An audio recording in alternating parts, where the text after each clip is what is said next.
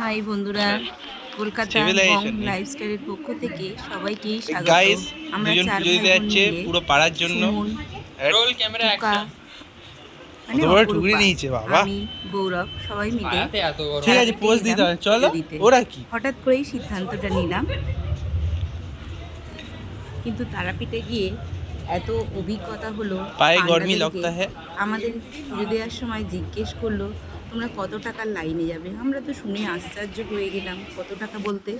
বলছে না, যদি সাধারণ লাইনে দাঁড়ানো হয় তাহলে সকালে দাঁড়ালে বিকাল 4টে পর্যন্ত দিতে পারবে না পূজা। আমরা গিয়ে পৌঁছালাম তো 1টার দিকে, তাই আমরা রাজহাঁস ডাকছে না, 4 জনে 300 টাকার লাইনে ঢুকলাম। সেখানে গিয়ে ভিড়টা দেখলে অবাক হয়ে যাবে। মানে আমাদেরকে টাকাটাও দিলাম, এই গরমের মধ্যে লাইনেও দাঁড়ালাম, মানে বলতে পারবো না সেই অভিজ্ঞতাটা কেমন। পান্ডাদের সেখানে এতটাই উৎপাত।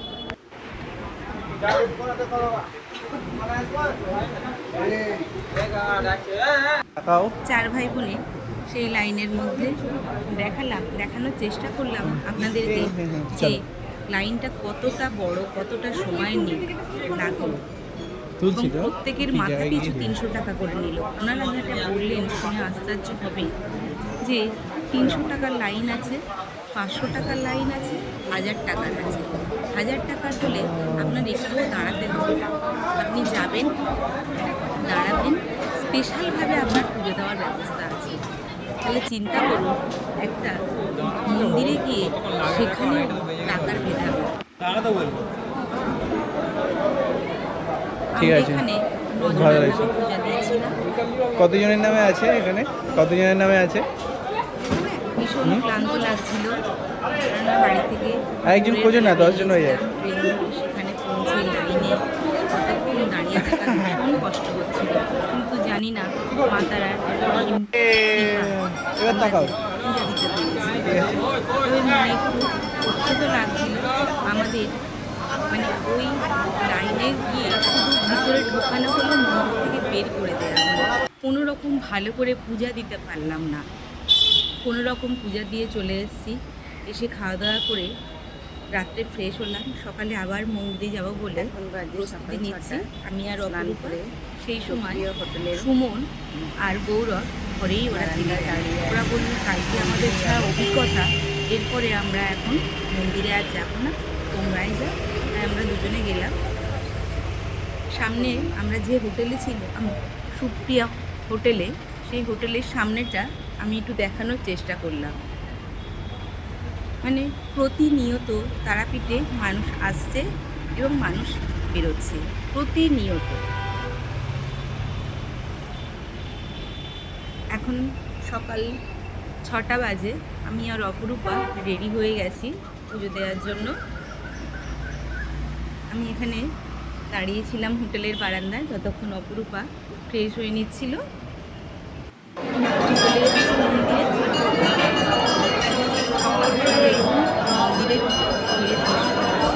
মন্দিরে প্রতিনিয়ত কোনো সময়ের জন্য তারাপীঠ খালি দেখলাম। মানে আমরা সকালে এসেছি, দুপুরে এসেছি, সন্ধ্যে এসেছি, সমস্ত সময় দেখছি তারাপীঠে।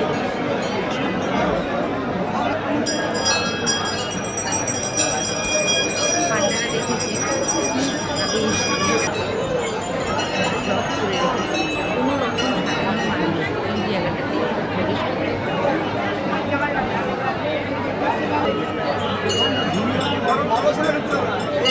আমি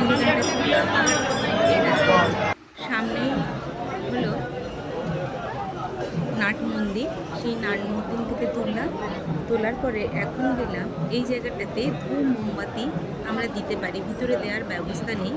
আর একটা পুকুর দেখছি, একটা জিনিস দেখলাম, প্রত্যেক মন্দিরের পাশে একটা করে পুকুর থাকে। মানে এর একটা মাহাত্ম্য নিশ্চয়ই আছে। এটা হলো আর একটা পিছনে লাইন দেখতে পাচ্ছেন, ওটা হলো সাধারণ।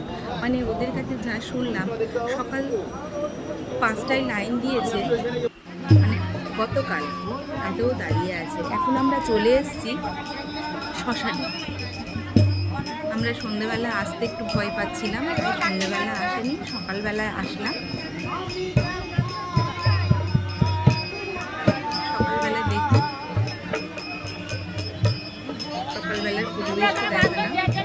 আর এই চত্বরটা যেটা বসে আছে দেখতে পাচ্ছেন, এখানে হলো বাবা বামদেব ওই জায়গাটাতে তপস্যা করেছিলেন, আমাদেরকে যেটা বললেন আর কি।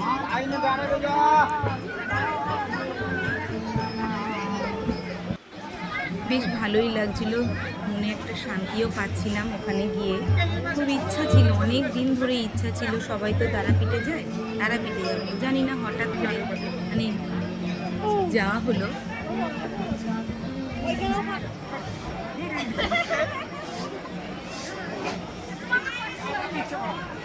এখনো সব দোকান খোলেনি। আমরা এখন চলে এসেছি বামদেব বাবার বাড়িতে। ওখান থেকে 3 কিলোমিটার দূর। টোটোতে উঠলেই বললেন বামদেব বাবার বাড়িতে যাব, ওখান থেকে ওনারা নিয়ে যান। এবং বামদেব বাবার মাটির ঘর, খড়ের চাল, অপূর্ব দৃশ্য, মনটা অপূর্ব শান্তি। মানে গেলে বুঝতে পারবেন তারাপীঠে অত ভিড় গ্যাঞ্জাম থেকে যেন কোথাও একটা শান্তির জায়গায় এসেছি। আমি আর অপরূপাই এসেছিলাম, সুমন গৌরব ঘরেই ছিল, ওদের গরমে খুব কষ্ট হচ্ছিল।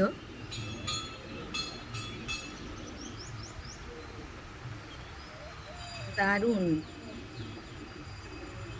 ভিতরে এক ব্রাহ্মণ ছিলেন, উনি জিজ্ঞেস করলেন আমরা কোথা থেকে এসেছি, কি শান্তি, কোনো চিৎকার চেঁচামেচি। পাথরের বামদেব বাবার আমার মা আসলে মূর্তি খুব আছে। খুশি হবে। আমাদেরকে বললেন ভিতরে ভিডিও করো না, তাই আমরা আর ভিতরে ভিডিও করলাম না, বাইরেরটাই করলাম।